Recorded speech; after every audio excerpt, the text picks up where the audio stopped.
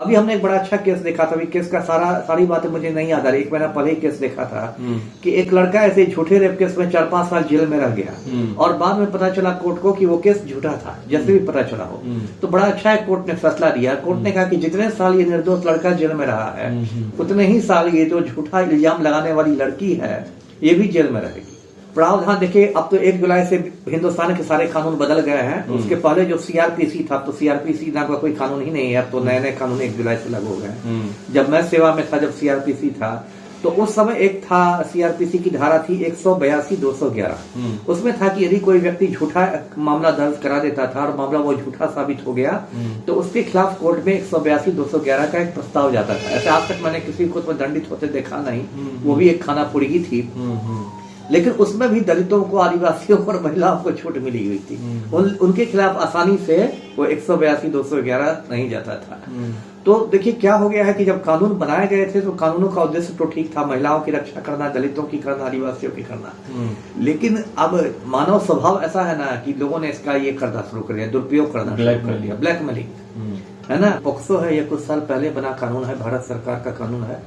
POCSO का full form होता है protection of children from sexual offences.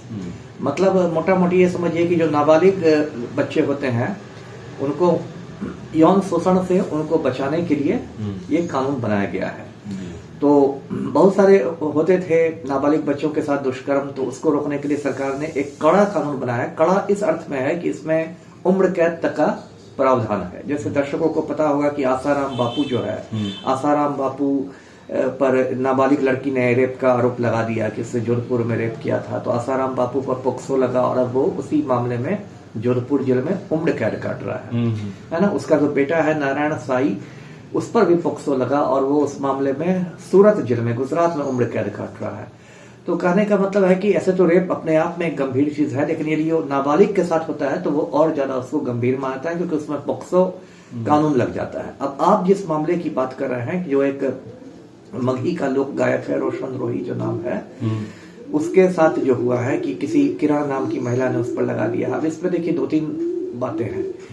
एक तो जितना मेरा अपना अनुभव है, अपनी समझ है, मुझे ये नहीं लगता कि ये कुछ रेप वेप का मामला है ना। दो मतलब मर्द औरत साथ रह रहे थे मर्जी से 1 साल, 2 साल, 3 साल, 4 साल, और उसके बाद तब तक सब ठीक था, तब तक बहुत अच्छा था, तब तक दोनों साथ घूम रहे हैं, साथ सो रहे हैं, सब हो रहा है, और किसी वजह से दोनों में लफड़ा हो गया तो आपने उसको रेप केस में फंसा दिया, पोक्सो लगा दिया। नहीं, पोक्सो की बात मैं बाद में करूंगा, पहले तो आपने उसको फंसा दिया यौन शोषण। पहले यौन शोषण में आपको क्या अचानक ज्ञान प्राप्त हुआ कि ये तो मेरा यौन शोषण हो रहा है? कई साल तक नहीं ना चल सकता है रेप। एक बार होगा, आपसे जोर जबरदस्ती कर दी जाएगी। ऐसा तो होगा कि 10 साल तक रेप चला होगा, 10 साल तक आप घूमते रहे, 10 साल तक आपको ज्ञान की प्राप्ति नहीं हुई, आप 2 बच्चों की माँ भी हैं, ऐसा भी नहीं कि इतना भी आप भोली हैं कि आपको कुछ समझ में नहीं। तो ये तो सीधे मतलब ये रेप है ही नहीं। अगर जरा भी पुलिस समझेगी, अदालत समझेगी तो समझ जाएगी कि ये 2 का मतलब 2 साथ रह रहे थे, लफड़ा हो गया तो उसमें रेप का किसी चीज के लिए उसे दबाव डाला होगा। मान लीजिए उसने शादी के लिए दबाव डाला हो, शादी भी हो जाती है, ठीक है, शादी भी हो जाती है, संपत्ति के लिए, हाँ, संपत्ति के लिए शादी हो जाती है, संपत्ति के लिए दबाव डाला हो। मान लीजिए रोशन रोही ने कोई फ्लैट लिया हो, कोई गाड़ी ली हो, और उसने, एक मैं बात कर रहा हूँ क्योंकि ऐसे बहुत सारे केस मैंने देखे हैं, और उस महिला ने कहा हो कि ये गाड़ी मेरे नाम कर दो या फ्लैट मेरे नाम कर दो, इस पर उसने कुछ ऐतराज किया हो, ये सब बहुत अंदर की बात है, लेकिन उस पर वो केस कर दिया। दूसरी बात, उसने पोक्सो लगा दिया तो मामला और गंभीर हो गया। सर एक चीज और जानेंगे, शादी भी कर लिया था लंबे समय से, तो शादी में रहने के बाद ही वो लगाई थी, यहाँ भी मैटर गड़बड़ है। अब ये शादी यदि क्या था मुझे पता नहीं कि शादी वो पारंपरिक शादी थी, कोर्ट मैरिज था, क्योंकि ये तो पहले से शादीशुदा है, जैसा आप ही बता रहे हैं। तो यदि शादीशुदा कोई औरत पहले से है और उसका तलाक नहीं हुआ है तब तो वो शादी अवैध मानी जाएगी। उस शादी की क्या वजह? तो यहाँ पे रेप मामला होगा उसके साथ पहले जो लगाई थी? नहीं, रेप में देखिए इसमें बहुत सारे इसमें कानून की जटिलता है, मैं एक करके बताता हूँ। पहली बात की रेप मामला नहीं होगा, क्योंकि 2-4 साल पहले सुप्रीम कोर्ट ने एडल्ट्री के कानून को ही खत्म कर दिया है। एडल्ट्री का मतलब होता था कि पहले का कानून था हिंदुस्तान में कि कोई यदि शादीशुदा महिला किसी दूसरे पुरुष से संबंध बना लेती थी तो उसको एडल्ट्री कहा जाता था, और उसमें क्या था कि उस महिला को कोई सजा नहीं मिलती थी, ऐसा कानून था कि महिला सामाजिक रूप से ज्यादा कमजोर होती है, उसको कोई सजा नहीं मिलती थी, लेकिन जो पुरुष उससे संबंध बनाता था उसको सजा मिल जाती थी। लेकिन 2-4 साल पहले सुप्रीम कोर्ट ने कहा, हिंदुस्तान की सबसे ऊंची अदालत ने कहा कि नहीं, आप किसी की पत्नी है तो इसका ये मतलब नहीं कि आप एकदम उनकी मतलब आप संपत्ति हैं, है ना। यदि आप अपनी मर्जी से किसी की पत्नी भी दूसरे पुरुष से संबंध बनाती है अपनी मर्जी से, तो उसको नहीं माना जाएगा। कोर्ट का अपना विवेक है। जैसे बहुत सारी जमाना भी बदलता है, कानून भी बदलते हैं। पहले भारत में ही समलैंगिकता एक अपराध था, धारा 377 था। कुछ साल पहले सुप्रीम कोर्ट ने समलैंगिकता को खत्म कर दिया, अब वो अपराध नहीं है। यानी कि कोर्ट जो है अवैध संबंध नहीं मानता है इसको, नहीं, एडल्ट्री को अवैध संबंध नहीं मानता, अवैध संबंध नहीं मानता। तो इसलिए वो खत्म हो गया है। इसलिए रोशन रोही एडल्ट्री वाले में नहीं पड़ेंगे, लेकिन उनकी जो शादी है वो अवैध हो जाएगी, क्योंकि एक शादीशुदा जो ऑलरेडी शादीशुदा है उससे आप कैसे शादी कर सकते हैं, पहली बात। दूसरी बात कि रेप के कोई मामला ही नहीं। और तीसरी बात, आप पोक्सो की बात करेंगे तो पोक्सो में क्या है कि वो आधार कार्ड, आजकल भारत सरकार का आधार कार्ड है, पूरी मान्यता है आधार को, हर चीज में आधार मानता है, पैन मानता है। आधार कार्ड में जो जन्म तिथि होगी, जो भी महिला है, किरण देवी या जो भी है, उसके अनुसार वो नाबालिग होगी। अब पुलिस तो यही कहेगी, पुलिस यदि कोर्ट पूछती है या पुलिस अपने अनुसंधान में यही कहेगी कि हमने अपने आधार कार्ड को देख के उसका नाबालिग माना, इसलिए हमने पोक्सो लगाया।